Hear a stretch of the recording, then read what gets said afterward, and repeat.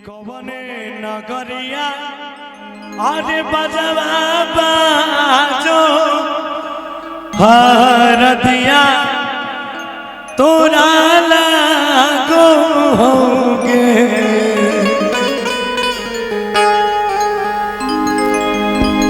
कल के कि तेरे गम में जिया करेंगे, तेरे गम में मरा करेंगे, तेरे गम में जिया करेंगे। अगर गम कम नहीं हुआ तो पिया करेंगे। मगर एक बात याद रखना, हम मर जाने के बाद भी यमराज के मोबाइल से तेरे मोबाइल पे मैसेज दिया करेंगे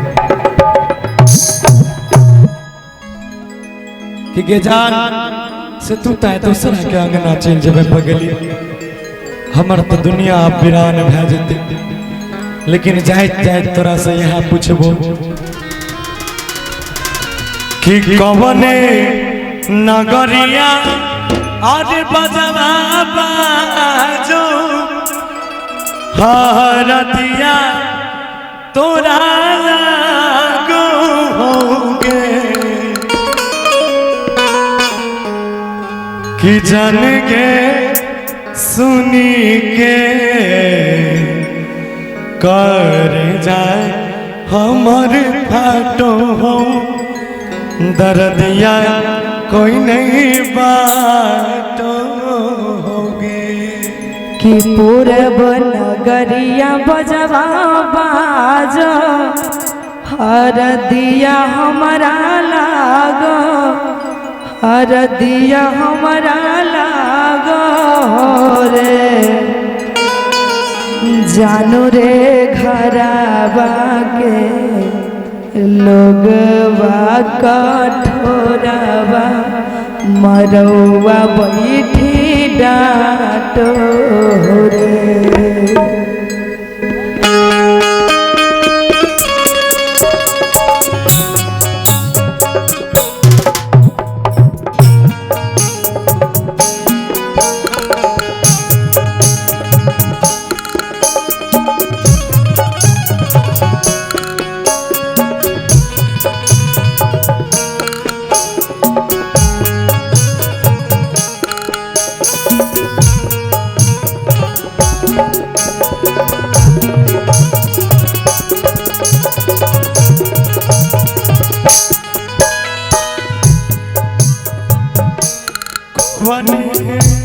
कवने नगरिया बजवा बाजो हरदिया तोरा लागो होगे।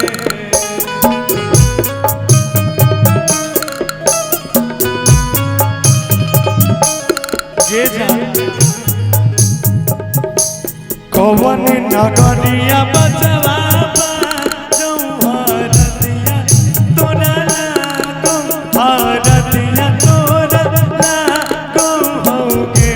जन के सुनी के करना हमर फाटो दर्दिया कोई नहीं बाटो होगे। जन के सुनी के करना हमर फाटो दर्दिया कोई नहीं बाटो होगे। पूरब नगरिया बजवा बाजो हरदिया हमारा लागो रे।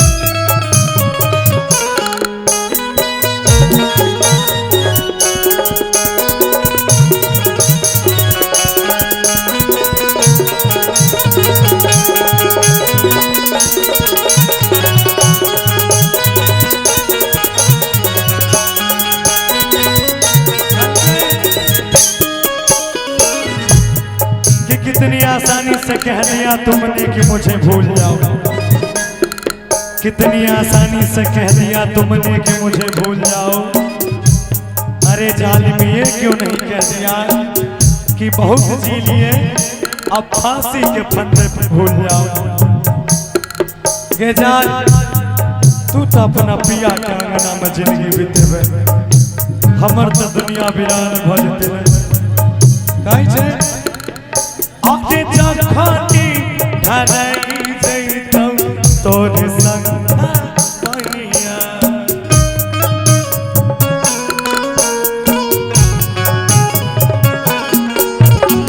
ओही घारी छोड़ देबौ जान तोहर दुनिया।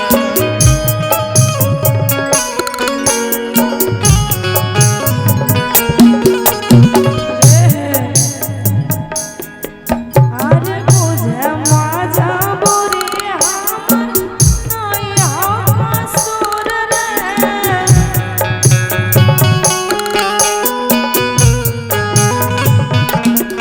इहे शायद रहै भगवान के मंजूर रे।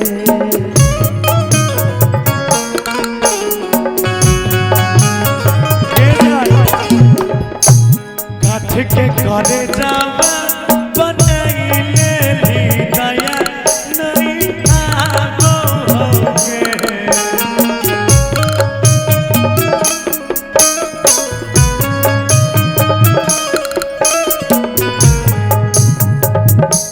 काठ के करे जावा बनैले भी दया नहीं आबो हो, दया नहीं आबो होगे।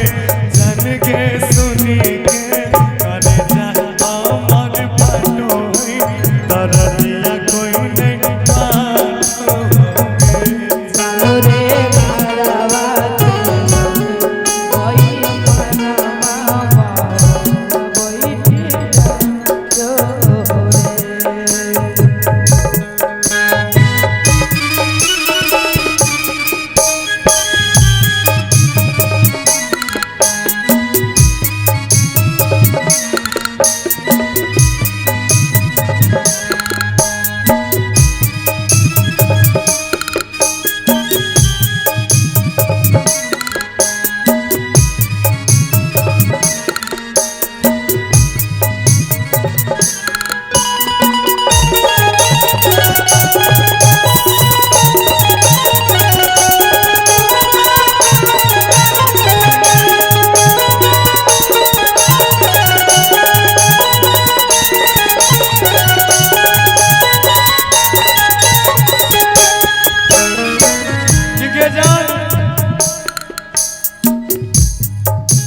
हमर दुनिया आय तोरा से दूर भ जेते, कि जकरा दिल से चाहे रहिए वह हमरा से मिले से मजबूर भ जेते। और हम सबके नजर में बदनाम हेबै, हम सबके नजर में बदनाम होबै, लेकिन वो मंगिया सजाए के बेकसूर भ जेते। तोरा कनियो दया नहीं लो कि तोरा बिना इन पगला कोना रहते गे। मंगिया भरैते जइभी पिया के अंगनवा।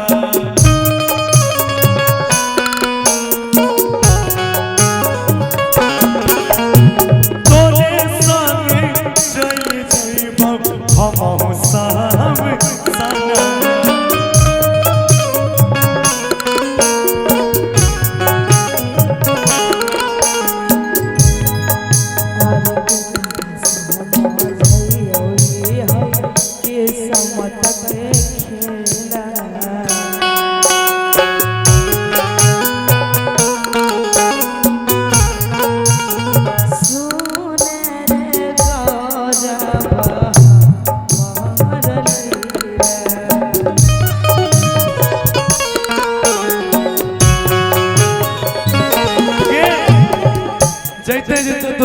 तने टकाबो चले दीजिए रिदम काहे बंद कर देते हैं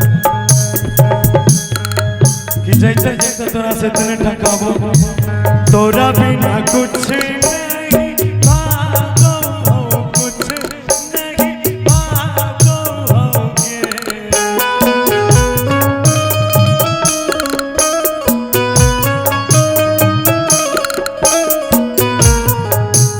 तोरा बिना कुछ नहीं भागो हो कुछ नहीं भागो होगे जन के सुनी के करना हमर भालो करदिया कोई नहीं बाटो होगे जानो रे घरवासी कोई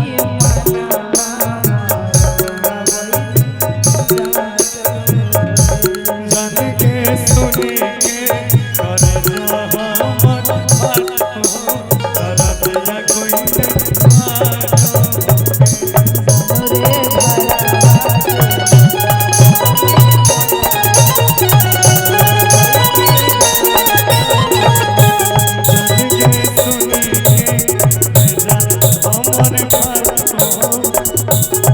कोई नहीं बात